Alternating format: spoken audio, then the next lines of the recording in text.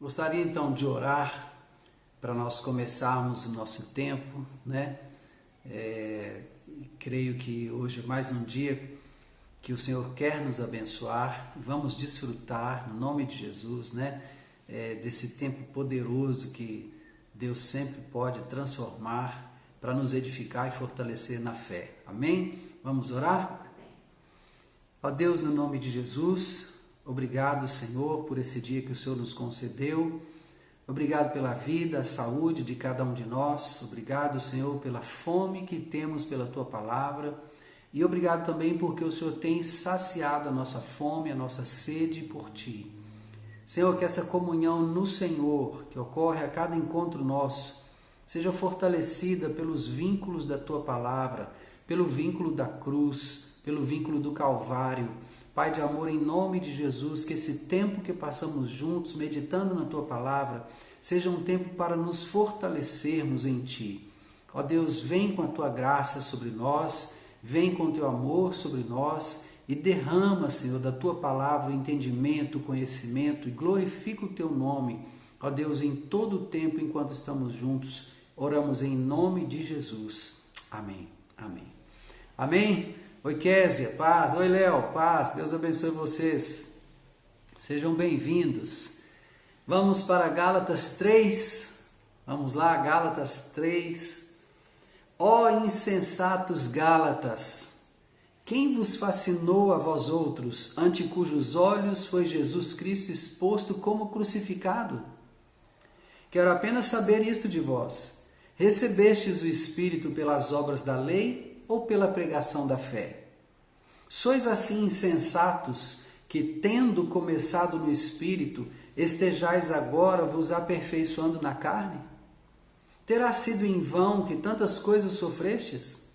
Se na verdade foram em vão, aquele, pois, que vos concede o Espírito e que opera milagres entre vós, porventura o faz pelas obras da lei ou pela pregação da fé?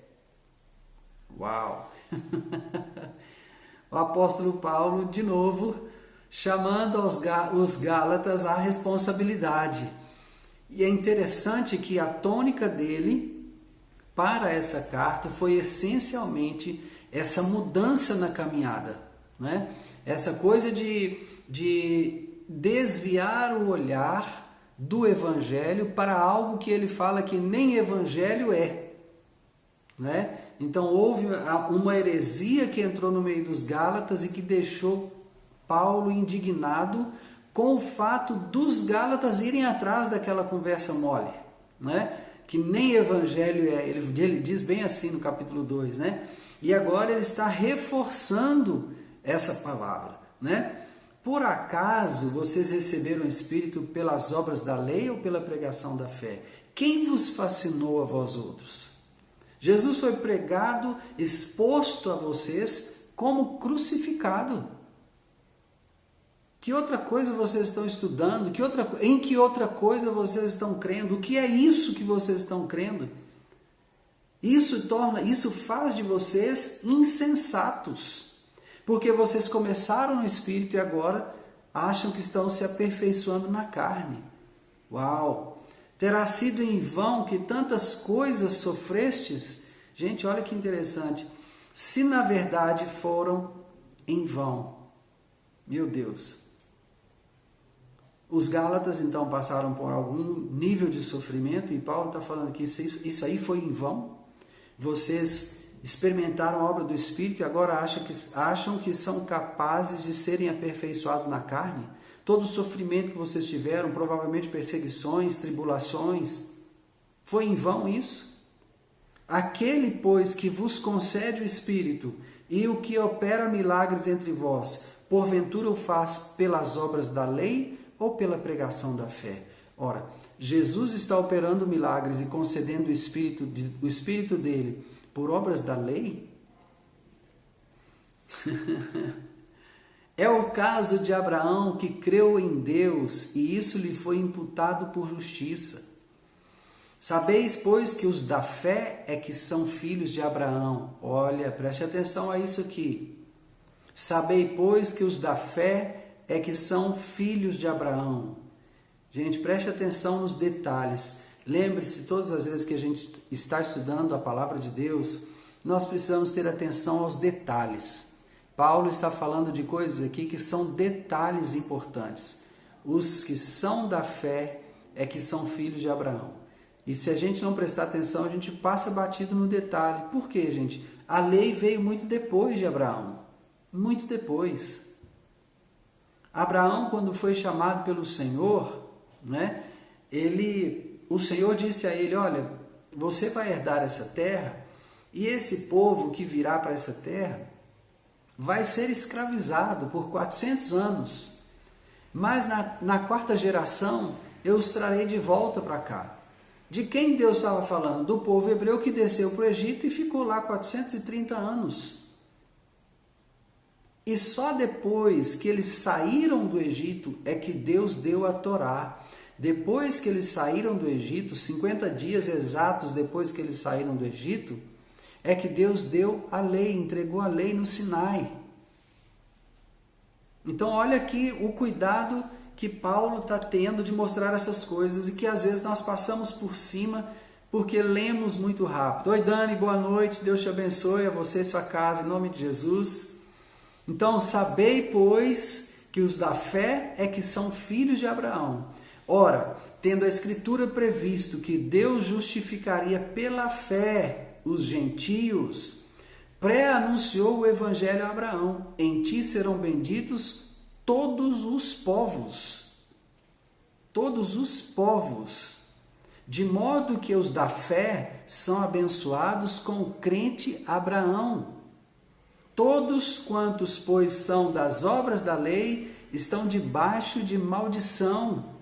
Porque está escrito, maldito todo aquele que não permanece em todas as coisas escritas no livro da lei para praticá-las. Gente, presta atenção, porque todos os que estavam debaixo da lei foram encerrados debaixo da maldição. A lei então é maldita? Não, a lei não é maldita, mas a exigência do cumprimento da lei torna maldito aquele que não a cumpre. Olha isso. A Escritura previu, né? Por meio das Escrituras, nós entendemos que Deus justificaria pela fé os gentios.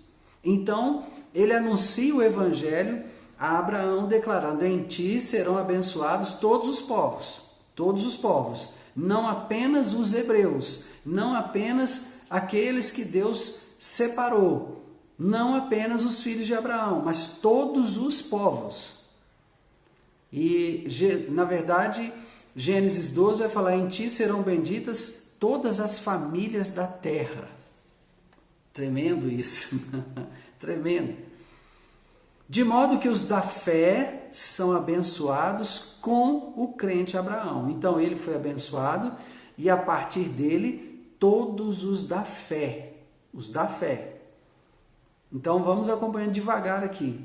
Todos quantos, pois, são das obras da lei, estão debaixo de maldição.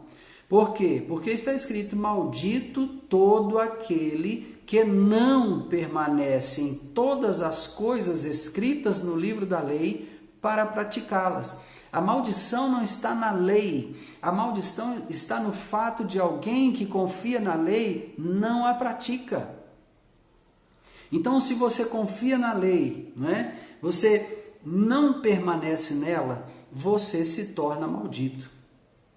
É evidente, versículo 11, que pela lei ninguém é justificado diante de Deus, porque o justo viverá pela fé.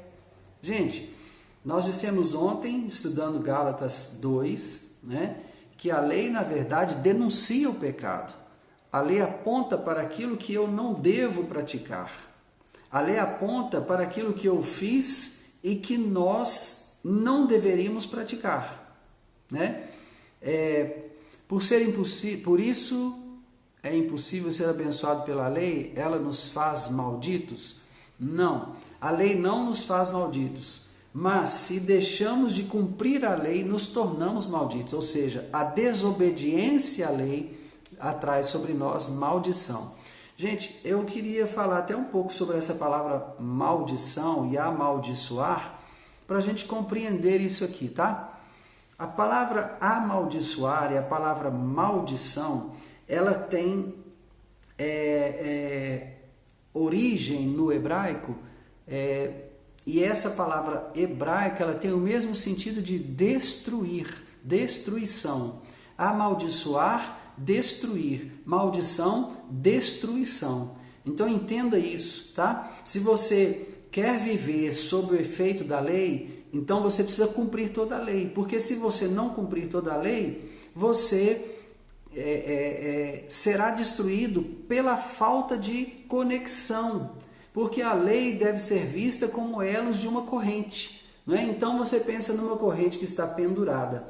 Qualquer desses elos da corrente que arrebentar, todos os demais cairão. Todos os que ficaram.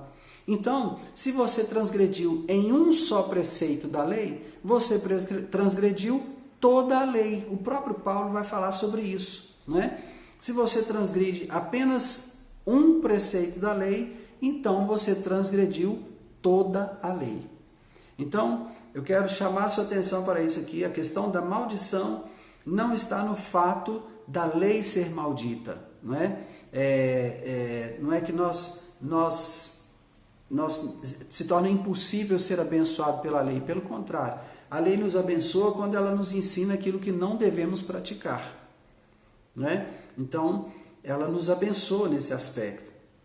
Mas se eu não pratico toda a lei e transgrido um preceito da lei, eu transgredi toda a lei. É por isso que pela lei ninguém é justificado diante de Deus. Nós somos justificados pela fé. Amém? Então, guarde isso no seu coração. Guarde isso. A lei é uma bênção que Deus entregou à nação Israel. E que nós herdamos. Tá? Nós herdamos. E a lei é uma constituição nacional. Lembre-se que aquele povo, até agora, era um amontoado de gente, um amontoado de escravos fabricantes de tijolos. Lembrem-se que a única lei que eles conheciam era a lei de Noé. Né? Eram os preceitos de Noé, as 7 leis de Noé. Tá? Então eles não estavam debaixo ainda de nenhum mandamento. Eles eram uma nação de escravos. Deus precisava dar a eles uma constituição, estabelecer para eles regras de convivência, né? Regras de convivência. Eles precisavam ter regras para se alimentar, porque tudo que eles tinham até agora é o que eles aprenderam no Egito, tá? Aprenderam no Egito. Guardaram a língua deles, a língua original, e guardaram as 7 leis de Noé, ok?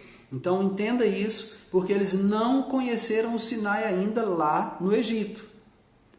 Abraão nem esteve no Egito nessa ocasião da escravidão, ele esteve 430 anos antes. Então lembre-se disso aqui, pela lei ninguém é justificado diante de Deus, porque o justo vive pela fé. Por ser impossível cumprir a lei, toda a lei, ela nos faz malditos. Exatamente. Nós nos tornamos malditos porque não conseguimos cumprir a lei. E aí, entenda a palavra maldito, é destruído. Tá? Então, diante de Deus, você transgrediu a lei, você está condenado à destruição. A sua destruição é certa. Como que ela viria? Separação eterna de Deus. Não existe destruição pior nem maior do que essa. Separação eterna de Deus, segunda morte, tá? Então, o justo viverá pela fé. Ora, oi Giovana, boa noite. A lei não procede da fé, mas aquele que observar os seus preceitos, por eles viverá. Olha que interessante. A lei não procede da fé. Porém, ela é um conjunto de regras e normas que, se eu observo, eu vivo muito bem por meio dessas regras e normas. Está entendendo? Sim, a lei é para ser cumprida. Jesus cumpriu a lei. Ela não foi revogada.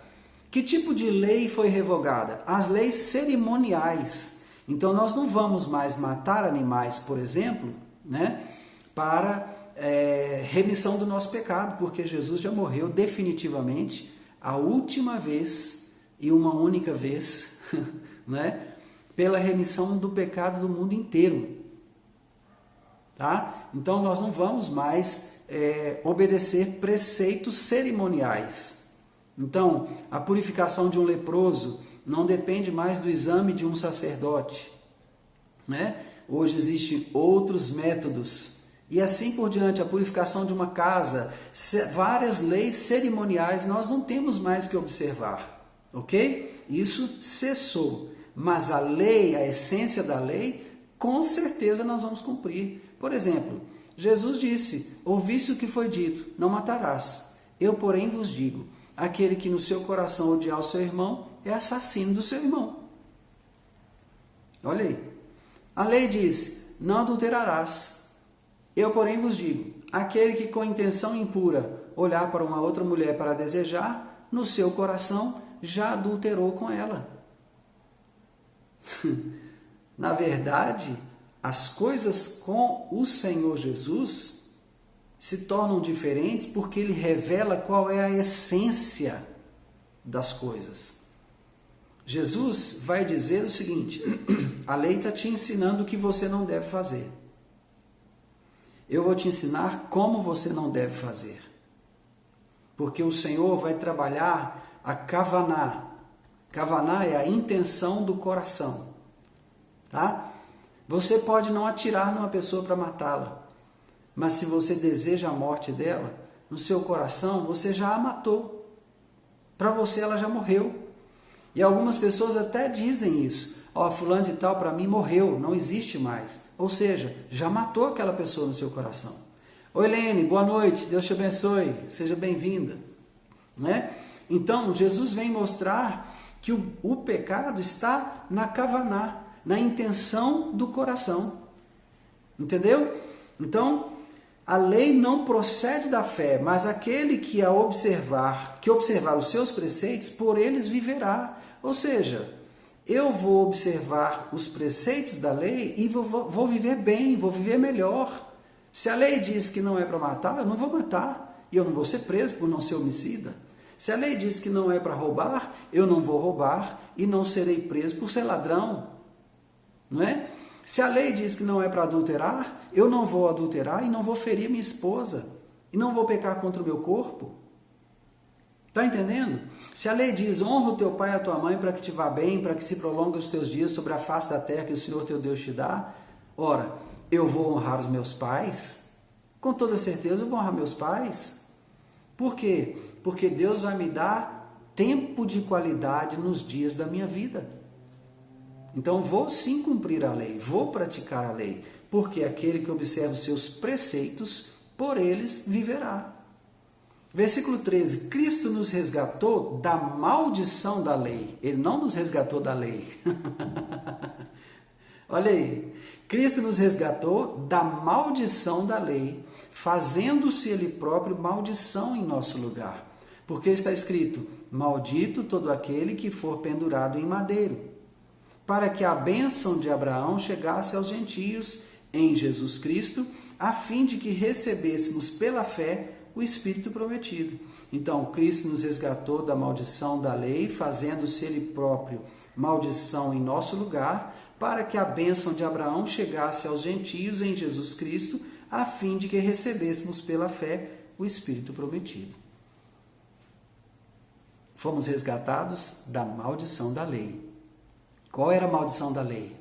Destruição, morte eterna, separação eterna de Deus. Amém?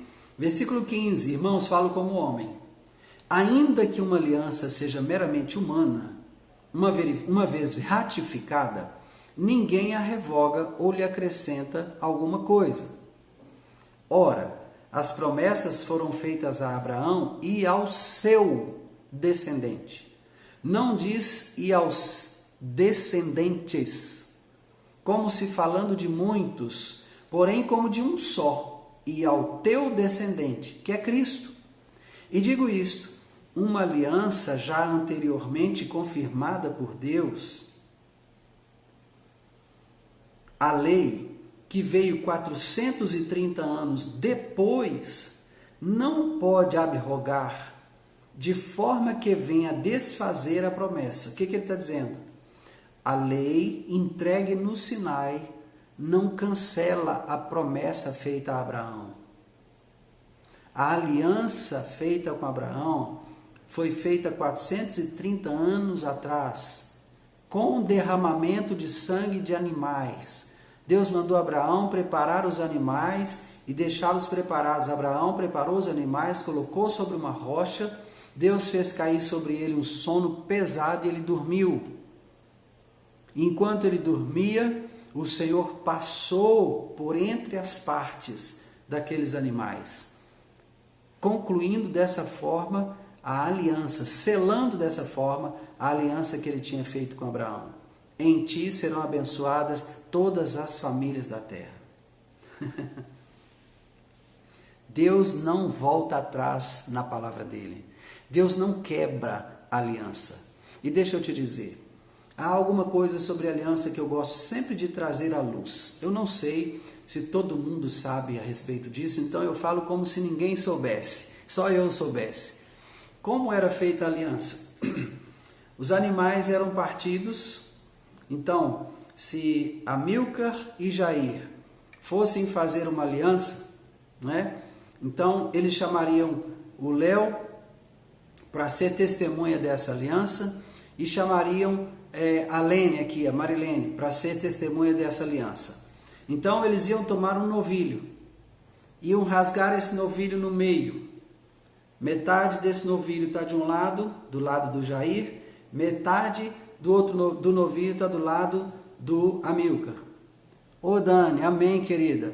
Sem problema, vai lá e ora por nós também, tá bom? God bless you. Bom, então as partes do animal que foram separadas, uma está em frente ao Amílcar, outra está em frente ao Jair, né? O Léo e a Lene estão testemunhando isso aí, estão assistindo tudo. Então agora eles vão determinar quais são os termos da aliança. Ó, você vai ser perfeito na minha presença, anda na minha presença e ser perfeito.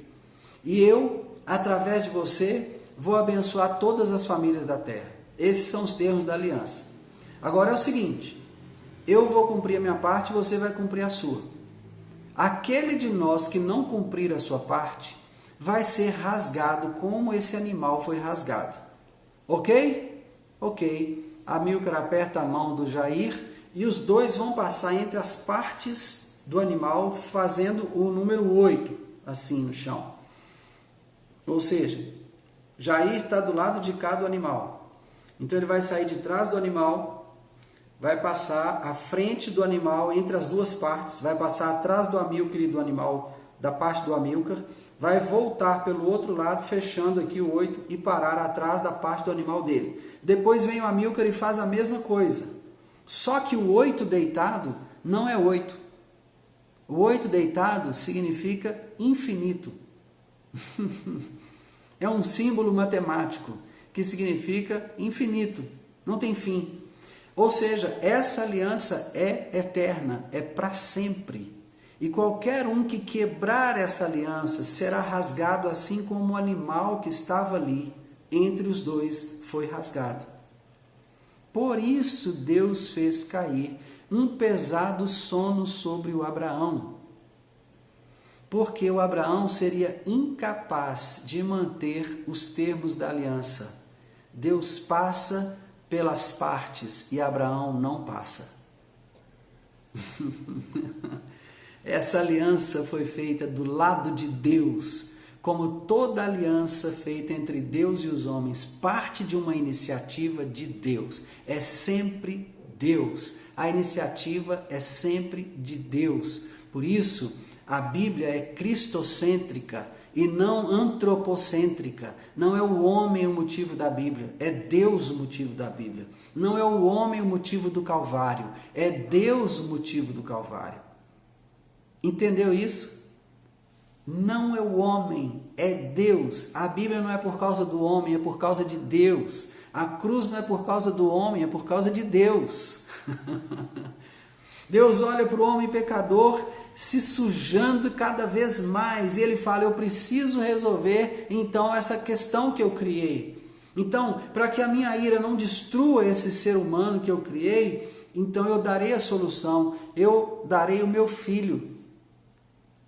E ele oferece o seu filho. A iniciativa é de Deus, não é de homem algum. Nenhum homem pode fazer nada para ser salvo. Essa iniciativa é de Deus, exclusivamente de Deus. Pastor Márcio, boa noite. Deus te abençoe, querido. É um prazer ter você conosco, viu? Amém? Então, essa aliança que Deus fez, ela não pode ser cancelada pela aliança do Sinai. É isso que o apóstolo Paulo está falando aqui. Pastor Márcio, estamos em Gálatas 3, tá? E nós chegamos agora no versículo 17. Se você quiser acompanhar conosco, quiser ficar conosco, vai ser um prazer, né? Então, exatamente, Kézia, se somos infiéis, ele permanece fiel porque não pode negar-se a si mesmo. É isso aí, é isso aqui. Ele não vai cancelar a aliança com Abraão por causa da aliança que está fazendo com Moisés. Uma é a aliança abraâmica, outra é a aliança mosaica. Precisamos entender isso. Amém? A aliança abraâmica atinge todas as famílias da terra. A aliança mosaica é exclusiva ao povo hebreu. Compreenda isso, compreenda isso. A aliança mosaica é a constituição da nação judaica, da nação hebraica. Entenda isso. Amém? E que o Senhor nos dê graça para receber entendimento dessas coisas. O Senhor nos conceda graça para irmos fundo nisso aqui, porque isso traz muita libertação, irmãos. Isso acaba com muita discussão dentro da igreja sobre lei e graça. Isso acaba com muita discussão, não é? Tem muita gente falando, não, eu não estou debaixo da lei. Não, você está debaixo da lei, sim. Você precisa só entender que lei, não é? Você está debaixo da lei. Não, eu vivo debaixo da graça. Querido, você vive debaixo da graça, mas você também vive debaixo da lei. Precisa entender isso, tá? Uma coisa é a constituição dada a Israel. Outra coisa é a lei universal. Então, você está livre da lei que diz que você não pode matar? Não, você não está livre dessa lei. Você está livre da lei que diz que você não pode adulterar? Também não. Você está livre da lei que diz que você não pode roubar? Não está. Entenda isso. Você está livre da lei que diz que você não pode ter outros deuses diante do Senhor? Não, você não está. Absolutamente você não está livre dessa lei. Então compreenda que há uma diferença entre a constituição da nação, que é toda a Torá, e a lei que é universal. Você está sim debaixo da lei.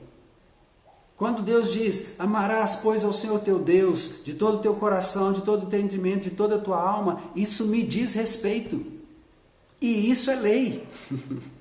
Quando está dizendo lá, eu sou o Senhor teu Deus que te tirou do Egito, da casa da servidão, não terás outros deuses diante de mim, não farás para ti imagem de escultura, nem semelhança alguma daquilo que está em cima no céu, embaixo na terra ou nas águas debaixo da terra. Isso me diz respeito, isso é universal.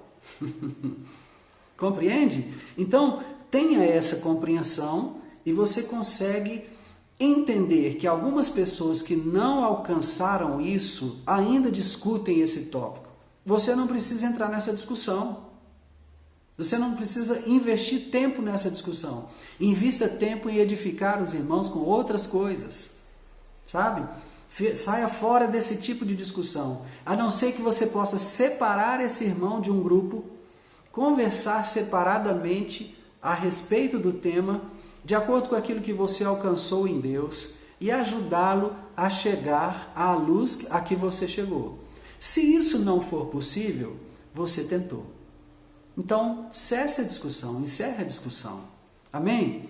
Nós vamos juntos. Tem ovelhas que andam com mais lã que as outras, não é? E como o caminho é estreito, quando esbarra uma na outra, é um perigo grande de tirar do caminho. Então, não esbarra no irmão, não empurra o irmão, não. Vai levinho, você está vendo que ele está com mais lã, chega um pouquinho para trás, deixa ele ir em frente. Deixa ele ir em frente. Amém? Se você não foi capaz de instruí-lo, o Espírito de Deus será. E ele vai usar alguma outra ferramenta, algum outro instrumento para levar aquela pessoa, aquela ovelha, ao entendimento pleno que ela precisa alcançar. Amém? Não gaste seu tempo discutindo. Amém? Se você pode instruir, glória a Deus, instrua. Não é? Se a pessoa receber instrução, glória a Deus, que maravilha. O Espírito de Deus teve liberdade, ela teve um coração humilde, ouviu você pelo menos, ainda que ela não se convenceu, ela tem o direito de examinar. E isso é bom, não é? E se ela vai para casa e examina as Escrituras, olha que bênção, maravilhoso, não é? Então, isso é necessário. Nós devemos sim nos esforçar para ajudar o outro a compreender melhor a palavra de Deus. Se ele se dispuser a examinar, isso é maravilhoso. Se o Espírito de Deus conseguir fazer esse trabalho de convencimento, que é só dele, não é nosso, né? Então, melhor ainda, ele vai alcançar mais luz nas Escrituras. Só não gaste tempo discutindo questões doutrinárias, questões teológicas. Se o irmão não compreendeu, talvez ele não tenha mesmo capacidade de entender. E nós precisamos compreender isso, irmãos. Existem pessoas cuja mente é limitada. Ele consegue ir até um determinado nível, dali ele não passa. E nós temos que respeitar isso. Nós não podemos brigar com uma incapacidade que a pessoa tenha. Ok? Então vamos caminhando cada vez mais leves aí, né? Na direção do seu... Olha, quanto mais leve, mais fácil para subir, viu? Quanto mais leve, mais fácil para subir. Então fique com isso. Então o que Paulo está dizendo no versículo 17? Ele está dizendo que a aliança feita com Abraão e confirmada pelo fato de Deus ter passado entre as partes, né?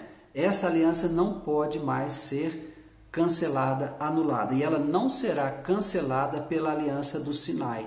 Ok? Isso mesmo, Kézia, temos que ter empatia. Né? Versículo 18. Porque se a herança provém da lei, já não decorre de promessa. Mas foi pela promessa que Deus a concedeu gratuitamente a Abraão. Mais uma vez, iniciativa de Deus. Mais uma vez, o homem não teve que fazer nada. Mais uma vez está comprovado que sempre é Deus vindo para nos resgatar. Sempre é Deus vindo para nos buscar de volta para a companhia dele, para a presença dele, para o colo dele. É sempre uma iniciativa do Pai em relação aos filhos. E nós temos muito que aprender aqui, né, com Deus sobre como ser pai, né, sobre como ser líder. Querido, se você está numa posição de liderança, é você que tem que ir no resgate do outro. Se você é pai, é você que tem que ir em busca do filho. Você não pode esperar o filho vir. Você precisa tomar a iniciativa de buscar o filho de volta. Sabe? Se você é um líder, você precisa tomar a iniciativa de buscar o liderado de volta. Isso é iniciativa da liderança. Buscar o liderado de volta. Entenda isso. Não é, o líder não pode ter a expectativa de que o seu liderado vai voltar e procurar por ele porque se arrependeu, porque ficou triste, porque está assim, está assado. Não. O líder vai em busca do seu liderado e com muito amor o abraça, resgata, estabelece um plano estratégico de resgate e traz de volta para o aconchego da família. Amém? Essa iniciativa foi a iniciativa de Deus. Então, a herança provém de promessa. Deus fez a promessa gratuitamente a Abraão. Em ti serão abençoadas todas as famílias da terra. Amém? Versículo 19. Qual, pois, a razão de ser da lei? Falamos disso ontem. Meu Deus, entrou uma tela diferente aqui. Perdão, irmãos. Entrou uma tela diferente aqui. Sumiu tudo, mas já voltou. Qual, pois, a razão de ser da lei? Foi adicionada por causa das transgressões, até que viesse o descendente a quem se fez a promessa, e foi promulgada por meio de anjos pela mão de um mediador. A razão de ser da lei foi a transgressão do homem, até que viesse o descendente, que é Cristo, a quem se fez a promessa. E essa lei foi promulgada por meio de anjos pela mão de um mediador. Ora, o mediador não é de um. Se existe um mediador, é porque existe mais de uma parte. Não é? O mediador é aquele que está no meio, que está entre. Não é? Então, o mediador não é de um, mas de pelo menos dois. Mas Deus é um. Deus é um. Então, tanto é Deus aquele que fez a promessa a Abraão, quanto é Deus aquele que instituiu a lei. É isso que Paulo está querendo dizer. 21. É porventura a lei contrária às promessas de Deus? De modo nenhum. Porque se fosse promulgada uma lei que pudesse dar vida à justiça, na verdade, seria procedente da lei. Mas a Escritura encerrou tudo sobre o pecado para que, mediante a fé em Jesus Cristo, fosse a promessa concedida aos que creem. Uau! A porventura é a lei contrária às promessas de Deus? Então, se a lei não é contrária às promessas de Deus, por que ela deveria ser revogada? A lei não tem que ser revogada, por isso Jesus não a revogou, né? Então, se a lei não é contrária às promessas de Deus, então ela tinha mesmo que ser promulgada, mas a justiça vem da fé e não da lei. A Escritura, versículo 22, mas a Escritura encerrou tudo sobre o pecado, para que mediante a fé em Jesus fosse a promessa concedida aos que creem. Aleluia! E que promessa é essa? De que cada família é abençoada.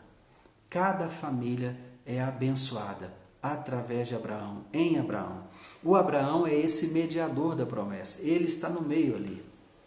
Não é? A promessa está sendo feita a ele. Agora, olha que tremendo. A Escritura encerrou tudo sobre o pecado, ou seja, ela nos iguala. Ela nos torna iguais. E aí, então, a partir dessa igualdade, a obra do Calvário define agora aquele que acessou a promessa e aquele que não acessou. Porque a promessa foi concedida aos que creem. Amém, irmãos? Ela é entregue aos que creem. A bênção é entregue aos que creem. Quando Deus diz a Abraão, em ti serão benditas ou abençoadas todas as famílias da terra, ou todas as nações da terra, ou todos os países da terra, ou todos os homens da terra, hebreus, gentios, não importa a nacionalidade, não importa a raça, a cor, o credo, homem e mulher, todos foram encerrados debaixo do pecado para que todos possam acessar a bênção. Não é? Então a Escritura encerra tudo debaixo do pecado, está tudo debaixo do pecado, todos pecaram e destituídos estão da glória de Deus. Mas quem crê recebe a promessa. Aleluia! 23. Mas antes que viesse a fé, estávamos sob a tutela da lei e nela encerrados, para essa fé que de futuro haveria de revelar-se. De maneira que a lei nos serviu de aio para nos conduzir a Cristo, a fim de que fôssemos justificados por fé. Falamos disso no capítulo anterior. Não é? A lei serviu de tutor. É como você educar uma criança.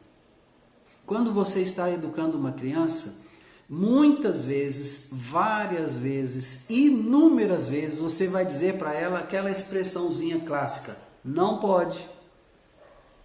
Ou aquela palavrinha, não. Você não vai ficar explicando para uma criança que ela não pode colocar os dedos numa tomada de energia elétrica, porque senão ela toma choque, e depois de tomar choque ela pode sofrer uma parada cardiorrespiratória e vir a óbito. Você vai explicar isso para uma criança, ela não vai entender nada. O que é óbito, papai? O que é morrer, papai? O que é choque, papai? Você não vai explicar. Então, quando a criança vai com o dedinho lá no buraquinho da tomada de energia elétrica, você fala, não pode, e afasta ela da tomada. Não é? essa criança vai amadurecer. E você vai ter que repetir isso várias vezes, até que ela deixe de querer colocar o dedinho lá na tomada de energia elétrica. Então ela vai amadurecer.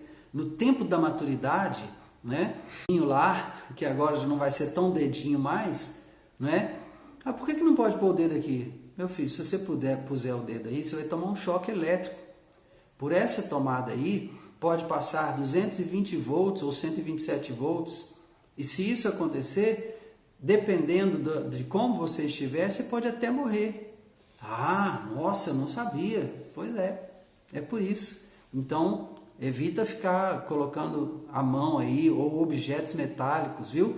Porque o metal conduz energia elétrica, tá? Então, não toque num fio de energia elétrica se você estiver com o corpo molhado, se estiver descalço, porque você vai aterrar a energia elétrica. Então, você tem toda uma outra linguagem quando essa criança amadurece. Mas até que ela amadureça, o aio, o tutor, né? Vai ser o não pode, vai ser o não. E os pais são esses tutores que vão dizer esse não para essa criança. É necessário quebrar a vontade da criança. Ela não pode fazer tudo o que quer. O que a Bíblia diz sobre isso? Que a criança, o menino entregue à própria vontade, virá envergonhar a sua mãe. Quando você estiver lidando com situações difíceis com seus filhos, ok? E lembre que a lei nos foi dada como um tutor, como aio, para nos conduzir a Cristo, a fim de que fôssemos justificados por fé. Então agora, na maturidade, quando você fala, aquele menino acredita no que você está falando, né? Versículo 25 está dizendo assim: mas tendo vindo a fé, já não permanecemos subordinados ao aio, pois todos vós sois filhos de Deus mediante a fé em Cristo Jesus. Porque todos quantos fostes batizados em Cristo, de Cristo vos revestistes. Dessarte não pode haver judeu, nem grego, nem escravo, nem liberto, nem homem, nem mulher, porque todos vós sois um em Cristo Jesus. E se sois de Cristo, também sois descendentes de Abraão e herdeiros segundo a promessa. Me dê só um segundinho para eu escrever uma mensagem aqui. É um segundinho só, tá?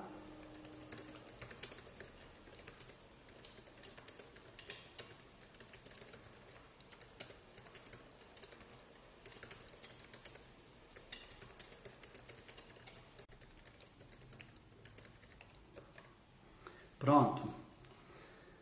Então vamos voltar lá. É que tem alguém querendo falar comigo, eu não posso falar agora, não é? Mas vamos voltar lá. Mas tendo vindo a fé, já não permanecemos subordinados ao tutor, ao aio. A fé chegou o tempo da maturidade, chegou o tempo de crer, chegou o tempo de decidir pela minha própria vontade, se eu quero crer, se eu não quero crer.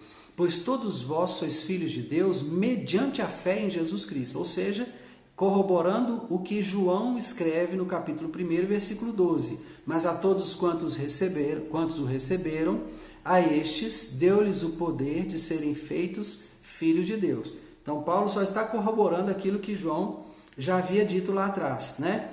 Todos vós sois filhos de Deus mediante a fé em Cristo Jesus. Porque todos quantos fostes batizados em Cristo, de Cristo vos revestistes. Gente, isso aqui é lindo. Isso aqui é lindo. Dessarte não pode haver judeu nem grego, nem escravo nem liberto, nem homem nem mulher, porque todos vós sois um em Cristo Jesus. E se sois de Cristo, também sois descendentes de Abraão e herdeiros segundo a promessa. Oh glória! Isso mesmo, oh glória! Não é? Que tremendo isso aqui! Você foi batizado em Cristo e quando você foi batizado nele, você se revestiu dele. É algo parecido assim. Como que eu posso comparar isso aqui a alguma coisa palpável? É mais ou menos assim. Ok, eu estou aqui tomando água, tá? Eu vou batizar essa água em mim. Pronto. Essa água foi batizada em mim. A palavra batismo não significa mergulho, não significa mergulhar, batizar não significa mergulhar. Então, essa água foi mergulhada em mim. Você está vendo alguma água? Não, você não está vendo a água. Você está vendo quem? Você está vendo a mim. Então, se eu fui batizado em Cristo, eu me revesti dele. Essa água agora nunca mais eu vou ver. Ela passou a fazer parte do meu corpo, ela passou a fazer parte da minha natureza. Ela vai agora hidratar o meu corpo, ela vai chegar às células mais distantes da minha boca, às células do dedinho mindinho do meu pé. Essa água vai chegar lá. Mas essa água nunca mais você vê, acabou. Ela passou a fazer parte de mim. Assim, aquele que foi batizado em Cristo se revestiu de Cristo. Ele se tornou Cristo. Meu Deus! Isso é lindo! E aí, meu irmão, não adianta que, importa para você se essa água é Indaiá, se ela é Igarapé, se ela é Fiji. Não importa, ela é água. Mas quando ela passa da minha boca para dentro, ela é Geraldo. Acabou, não importa se é Igarapé, se é Indaiá, se é Fiji, o nome que deram para essa água pouco importa. O nome dela agora, desde que atravessou essa barreira aqui, é Geraldo. Assim você, quando você foi batizado em Cristo, você morreu para o mundo, ressuscitou para Deus uma nova criatura. Você se revestiu de Cristo. É por isso que Paulo vai dizer assim: as coisas velhas passaram, tudo se fez novo. Você agora é Cristo andando na terra.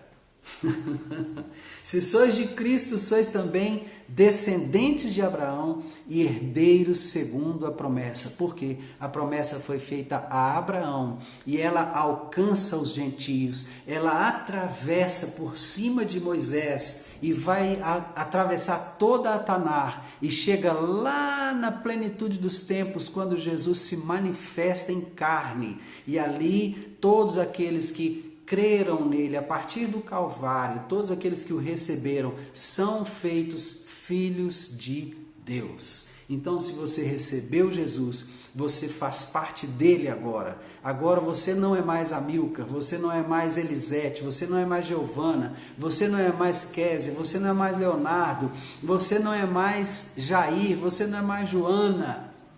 Você é Cristo. Você não é mais Lene, você é Cristo. Você não é mais Lúcio, você é Cristo. Aleluia! Irmãos, chega a sair fumaça assim da cabeça, né? Chega a sair aquele ventinho, aquela fumacinha assim por cima da cabeça. Mas dá uma alegria no espírito. Dá uma alegria muito forte no espírito. Você é Cristo. Tá? Você é Cristo. Nós ainda vamos estudar 1 Coríntios capítulo 15. Quando a palavra de Deus vai dizer que o último inimigo a ser destruído é a morte, mas antes disso, né, diz assim: convém que ele reine até que todos os inimigos sejam postos por estrados dos seus pés. Ora, se Jesus está nos céus, à direita de Deus, ele reina e está aguardando que todos os inimigos sejam postos por estrado dos pés dele. Quem vai pôr esses inimigos por estrado dos pés de Jesus? É você, igreja. Sou eu, igreja. Amém? Somos nós, a igreja. Nós é que vamos submeter esses inimigos e colocá-los debaixo dos pés de Jesus, porque Jesus já os venceu no Calvário. Eles não foram ainda destruídos, mas serão. Jesus já os venceu no Calvário. Não se esqueça disso, meu irmão. Não se esqueça disso. É nosso papel subjugar. Por isso que você precisa vencer a sua própria vontade. Eu não sei se você sabe, mas o diabo não trabalha para você fazer a vontade dele, não. O diabo trabalha para você fazer a sua vontade. Já pensou assim? Você já pensou assim alguma vez? O diabo não trabalha para você fazer a vontade dele. Ele trabalha para você fazer a sua vontade. Porque quando você faz a sua vontade, você não está fazendo a vontade de Deus. A sua vontade tem que estar em plena conexão com a vontade de Deus. Se a sua vontade estiver em plena conexão com a vontade de Deus, então sim, você poderá fazer a sua vontade, porque ela já está conectada plenamente à vontade de Deus. Aleluia! Glória a Deus. Vamos orar?